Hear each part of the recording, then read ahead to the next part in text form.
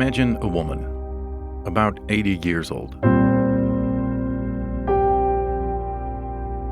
She doesn't recognize her own granddaughter anymore. She shouts at strangers. She grabs food with her hands. Urinates where she stands.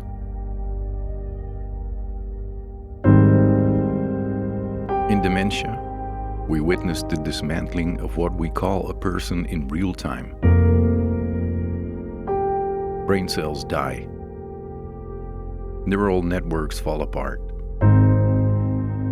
What remains are drives, primitive impulses, no longer controlled. No morality, no meaning. So, are we nothing more than a collection of drives? Or is that filter, that witness, that storyteller, the thing we call consciousness, precisely what makes us human?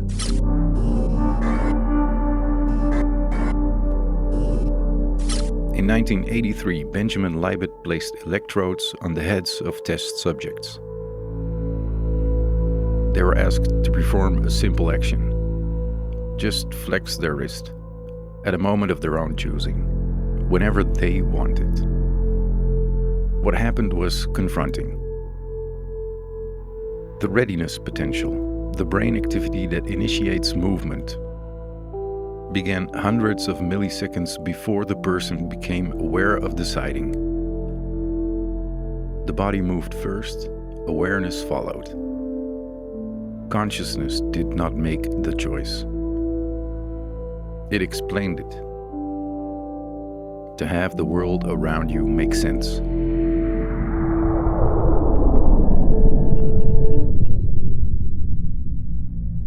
Does that mean that our will isn't free? That everything is determined? If that's true, then we live in a causal universe, where every event is logically followed by the next.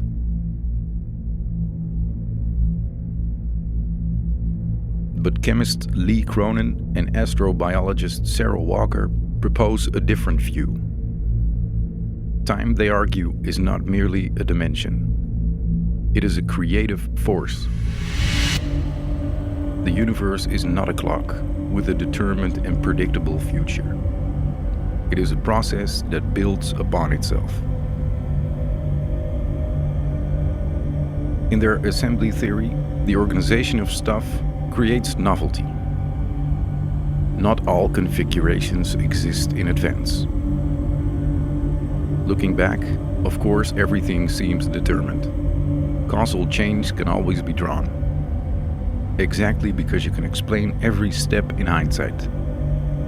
But looking forward, prediction fails. We cannot precisely pinpoint what happens when two molecules collide. And that's because new, unpredictable, and original structures come into being. And time is the force needed to make that process work. Time does not reveal what is already there. It produces. Time is on my side. Yes, it is. Whether Cronin and Walker are right about this is less important than what they expose. Determinism explains the past perfectly, but it fails to explain the future. There's nothing to determine yet. You cannot store an infinite amount of information on a finite point in time, as Cronin once poetically pointed out. The universe is simply too big to contain itself.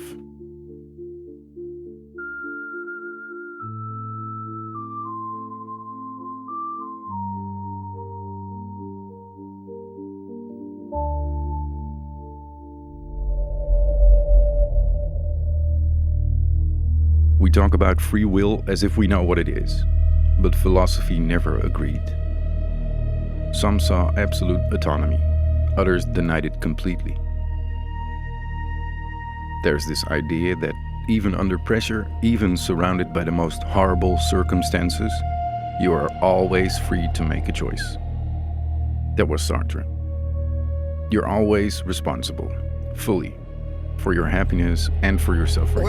It's all on you. I don't... They did not receive the money, you nitwit! They did not receive the money! Her life was in your hands! This is our concern, dude.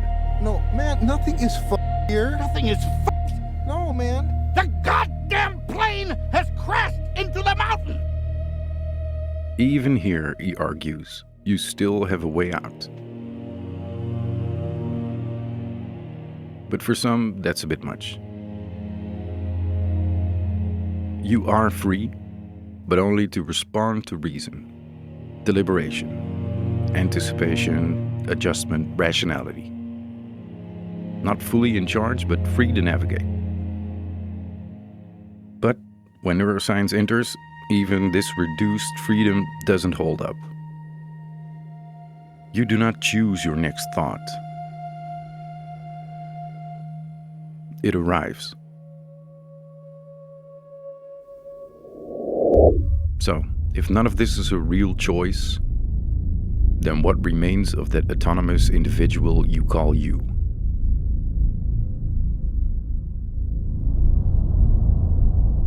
Spinoza argued we feel free because we know our desires, but not their causes.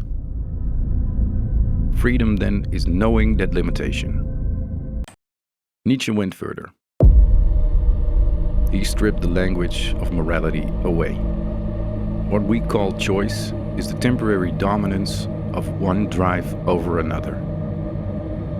And there's no master ruler, no thinker present to make rational choices.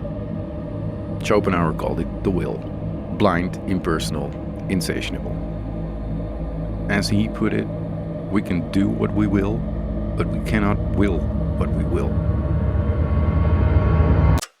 The will creates as time creates, and consciousness follows, explaining and telling stories.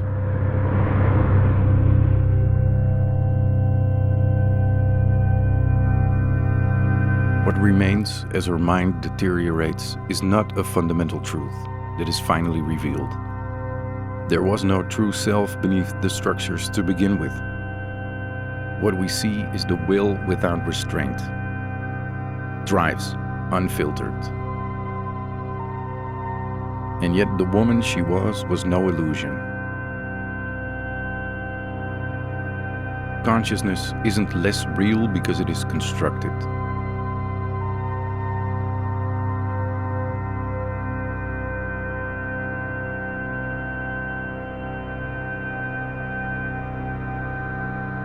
It loved, it remembered, it lived.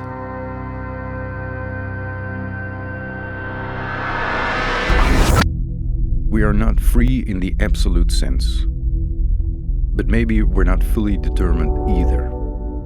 Maybe we are driven by forces we don't choose in a universe that creates new things. And perhaps in that understanding is where we can find what's left of our freedom.